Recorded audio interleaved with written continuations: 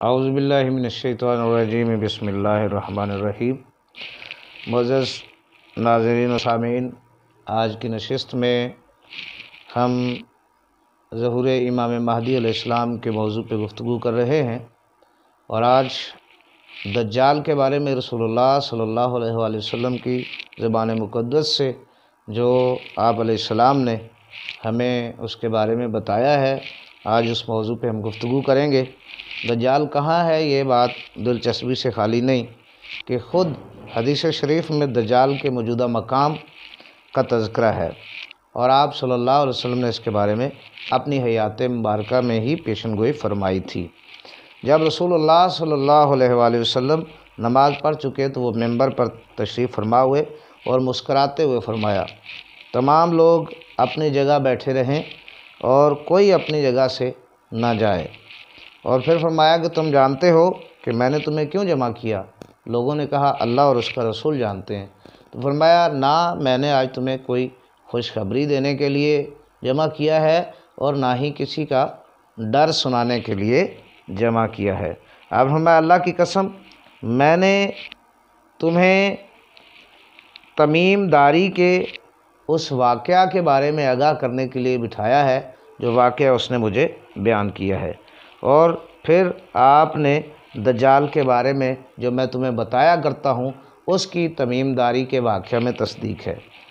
پھر رسول اللہ صلی اللہ علیہ وآلہ وسلم نے تمیم داری کے اس واقعہ کو سنانا شروع کیا۔ اس نے کہا کہ ہم بحری سفر پر نکلے تھے اور اچانک ہم بھنور میں آ گئے، اور کئی ماہ تک ہماری کشتی جو ہے وہ ایسے ہی سمندر میں لڑکھڑاتی رہی، اور اچانک ہم ایک جزیرے پر جا کر اترے۔ ادھر ادھر ہم دیکھتے رہے کہ لہریں ایک دوسرے کو دھکیل رہی تھیں۔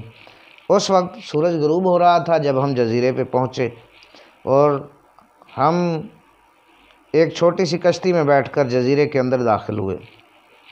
جب جزیرے کے اندر داخل ہوئے تو ہمیں ایک جانور ملا، اور اس جانور نے، اس کے جسم پر بہت سے بال تھے، اور بالوں کی کثرت کی وجہ سے آگے پیچھے نہیں چل پا رہا تھا۔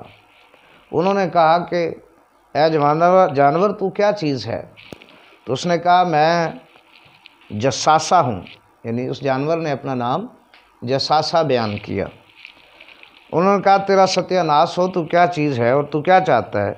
تو اس نے کہا لوگوں یہ سامنے جو خانقاہ ہے اس میں چلے جاؤ، اور اس خانقاہ کے اندر کوئی ہے جو تمہاری خبریں بڑے تجسس سے سننے کے لیے انتظار کر رہا ہے۔ اور پھر اس بیان کرنے والے نے بتایا کہ ایک آدمی جس کے گھٹنوں سے ٹخنوں تک بندھی ایک لوہے کی زنجیر تھی، اور اس کے ہاتھ اس کی گردن کے ساتھ بندھے ہوئے تھے۔ ہم نے پوچھا تم کون ہو؟ اس نے کہا میرا پتہ تمہیں جلد ہی چل جائے گا، یہ بتاؤ کہ تم کون ہو؟ ہم نے کہا ہم عرب سے آئے ہیں، ہم جہاز میں سوار ہوئے، سمندر میں طوفان تھا، سمندر کی لہروں نے ہمیں اس جزیرے کے کنارے چھوڑا ہے، ہم کشتی میں بیٹھ کر اس جزیرے میں آ گئے ہیں، اور ایک جانور نے ہمیں تمہارے بارے میں بتایا ہے، اور اس جانور کا نام جساسہ ہے۔ اس نے کہا مجھے بیسان کے نخلستان کا حال بتاؤ۔ ہم نے کہا اس نخلستان کے بارے میں کون سی بات پوچھنا چاہتے ہو؟ اس نے کہا میں جاننا چاہتا ہوں کہ کیا اس کے درختوں پر پھل آنے لگ گئے ہیں یا نہیں۔ ہم نے کہا ہاں ابھی اس پر پھل آتے ہیں۔ اس نے کہا وہ زمانہ قریب ہے جب ان درختوں پر پھل نہیں آئیں گے۔ اس نے پوچھا مجھے تبریا کی جھیل کے بارے میں بتاؤ۔ ہم نے پوچھا کہ اس کی کون سی بات تم پوچھنا چاہتے ہو؟ اس نے کہا اس میں پانی ہے۔ ہم نے کہا ہاں اس میں پانی ہے۔ تو اس نے کہا کہ ان قریب اس میں سے پانی خشک ہو جائے گا۔ پھر اس نے ہم نے سے پوچھا کہ زنجیر میں جکڑے ہوئے آدمی نے کہا کہ کیا چشمہ میں پانی ہے اور پانی سے لوگ سیراب ہوتے ہیں؟ اس نے کہا ہم نے کہا ہاں پانی بھی ہے، اور شہر کے رہنے والے اس سے کھیتیوں کی آبیاری بھی کرتے ہیں۔ پھر اس نے پوچھا مجھے نبی الامین صلی اللہ علیہ وسلم کے امیین صلی اللہ علیہ وسلم کے بارے میں بتاؤ۔ تو اس نے کیا کیا؟ ہم نے کہا وہ مکہ سے نکل کر مدینہ میں آ گئے۔ اس نے پوچھا کہ عربوں نے اس کے ساتھ جنگ کی؟ ہم نے کہا ہاں انہوں نے ان کے ساتھ جنگ کی۔ اس پر اس نے کہا کیا واقعی ایسا ہو چکا ہے؟ ہم نے کہا ہاں بالکل ایسا ہو چکا ہے۔ اس پر اس نے کہا اس کے لیے یہی بہتر ہے کہ وہ اس کی اطاعت کو قبول کر لیں۔ اب میں تمہیں اپنے بارے میں بتاتا ہوں کہ میں دجال ہوں، مجھے عنقریب خروج کی اجازت مل جائے گی۔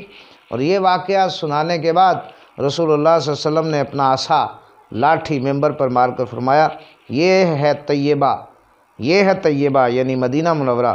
پھر آپ نے فرمایا، میں تم کو یہی بتایا کرتا تھا، جان لوگو کہ دجال شام کے سمندر میں ہے یا یمن کے سمندر میں یعنی بحر عرب میں، نہیں وہ مشرق میں ہے یا مشرق میں۔ اور اللہ کے نبی نے اپنے ہاتھ سے مشرق کی طرف اشارہ کر کے بیان فرمایا کہ دجال مشرقین میں ہے، یہ مشرق کی طرف ہے اور عن قریب اس کا خروج ہوگا۔